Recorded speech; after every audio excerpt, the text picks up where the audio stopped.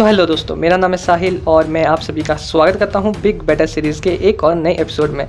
तो आज की डेट में आयरन मैन को कौन नहीं जानता। बेशक पहले जब वो कॉमिक्स का पार्ट होता था तब उसे काफ़ी कम लोग जानते थे, पर टाइम के साथ साथ धीरे धीरे जब आयरन मैन हमें मूवीज़ में भी नज़र आने लगा तब से लेकर अब तक आयरन मैन की पॉपुलैरिटी काफ़ी ज़्यादा बढ़ चुकी है।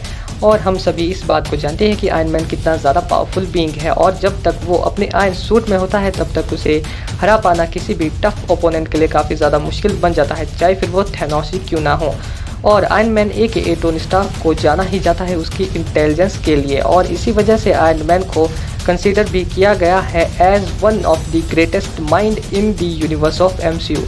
पर इतना ज़्यादा पावरफुल और पॉपुलर होने के बाद भी क्या आयरन मैन हरा सकता है गोस्ट राइडर को? तो इसी इंटरेस्टिंग सवाल का जवाब जानने के लिए बने रहे एंड तक हमारे साथ इस वीडियो में। और हाँ, साथ ही में इस वीडियो के एंड में मैं आप सभी से एक काफ़ी ज़्यादा दिलचस्प सवाल पूछूंगा, देखते हैं कि क्या आप उसका जवाब दे पाएंगे। तो चलिए बिना किसी देरी के इस वीडियो को शुरू करते हैं। So let's get started.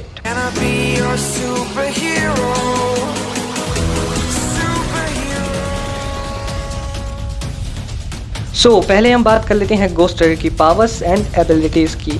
तो हर सुपर हीरो और सुपर विलन की तरह गोस्ट राइडर के पास भी आती है सुपर ह्यूमन स्ट्रेंथ। तो इस बात में तो कोई शक नहीं कि गोस्ट राइडर को फिजिकली हमें इतना ज़्यादा स्ट्रॉन्ग भी नहीं दिखाया गया है, पर फिर भी गोस्ट राइडर 20 से लेकर के 30 टन तक के वजन को आसानी से लिफ्ट कर सकता है।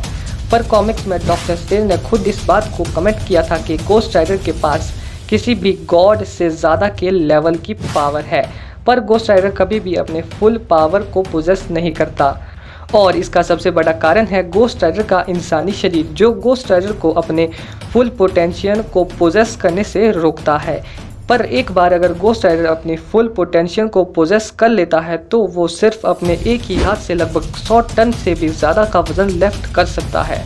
अब जो दूसरी एबिलिटी गोस्ट राइडर की निकल कर आती है वो है सुपर स्पीड।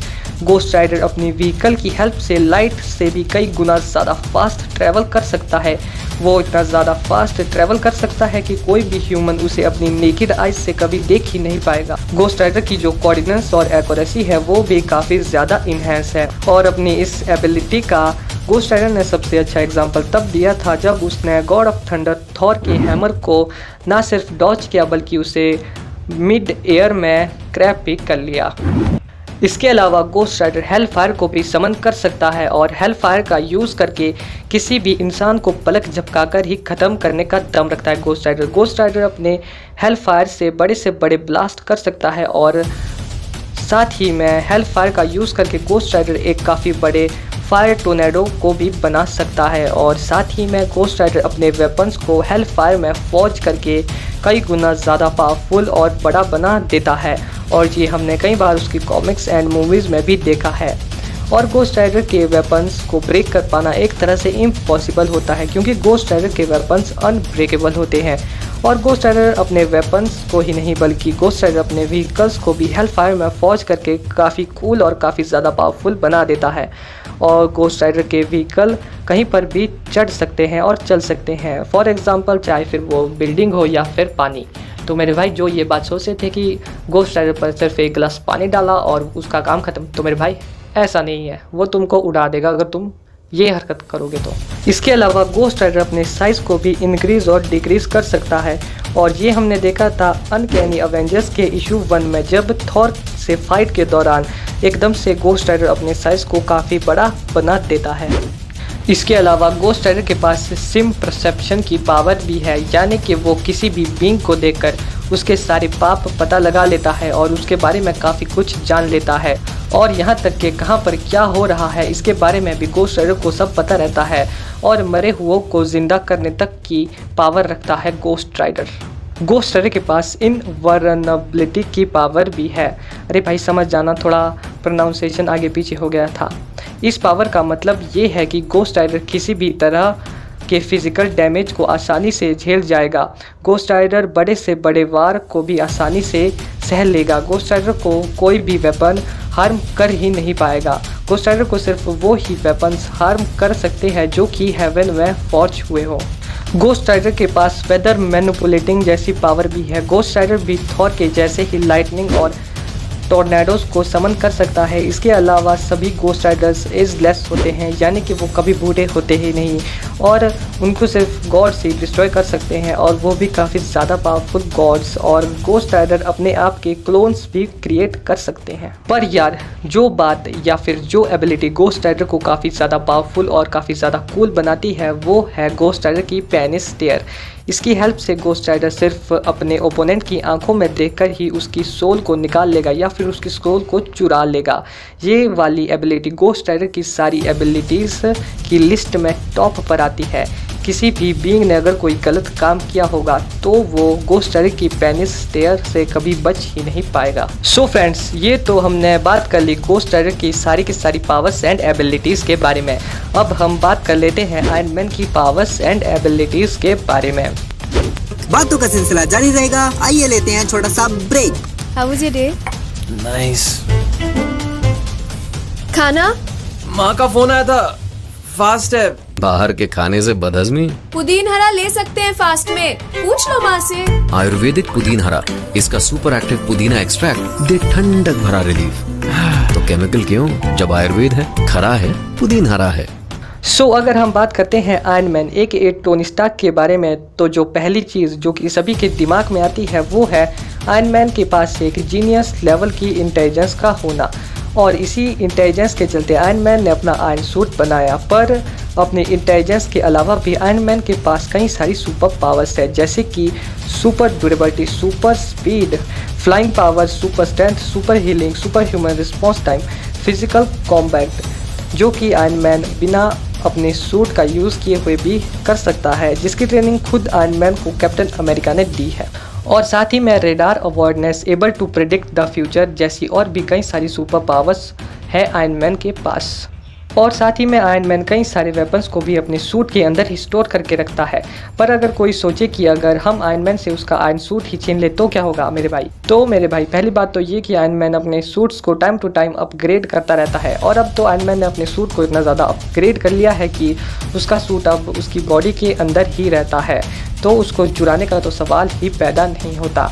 और आयरन मैन अपने सूट को अपने थॉट से भी कंट्रोल करता है और उसे इम्प्लीमेंट करता है अपने नर्वस सिस्टम के द्वारा। इसके अलावा आयरन मैन के पास कंट्रोल है पूरे वर्ल्ड के कम्युनिकेशन सिस्टम का।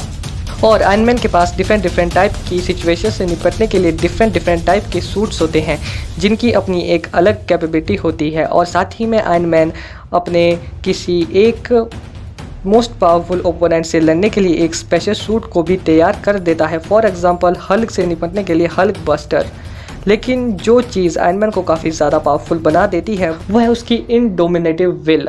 और इसी वजह से आयरन मैन अपने टफ से टफ ओपोनेंट को भी हरा देता है। सो अब हमने बहुत बात कर ली इन दोनों कैरेक्टर्स की पावर्स एंड एबिलिटीज़ के बारे में। तो चलिए फाइनली अब इन दोनों के बीच करवाते हैं बैटल। अब देखा जाए तो दोनों के पास फ्लाइट यानी कि उड़ने की एबिलिटी है, दोनों के पास काफ़ी ज़्यादा खतरनाक वेपन्स है और दोनों ही बड़े से बड़े ब्लास्ट कर सकते हैं। दोनों ही बींग्स के पास सुपर से भी एक लेवल ऊपर की स्ट्रेंथ है, स्पीड है, एजिलिटी है, स्टेमिना है, ड्यूरेबिलिटी है, अपनी एक अलग पावर है, एक अलग खासियत है। और सबसे ऊपर दोनों ही कैरेक्टर्स यानी कि टोनी और जॉनी ब्लेज की विल पावर काफ़ी ज़्यादा स्ट्रॉन्ग है। सो मेरे हिसाब से आयरन मैन के वेपन्स का गोस्ट राइडर पर काफ़ी ज़्यादा असर तो नहीं होगा, पर फिर भी अगर आयरन मैन गोस्ट राइडर को हराने के लिए गोस्ट राइडर बस्टर आर्मर बना देता है तो वो कुछ टाइम के लिए तो गोस्ट राइडर को रोक पाएगा, पर फिर कुछ टाइम बाद जो गोस्ट राइडर हमारे सामने आएगा वो होगा हेल गॉड ज़ेराडोस के कंट्रोल वाला गोस्ट राइडर। और इस टाइम पर गोस्ट राइडर अपने फुल पोटेंशियल को अनलॉक कर देगा और अब या तो गोस्ट राइडर आयरन मैन को मार देगा या फिर आयरन मैन हार मान लेगा। सो एट द एंड हमारी इस बिग बैटल सीरीज़ का जो आज का विनर निकल कर आता है वो ऑब्वियसली है गोस्ट राइडर।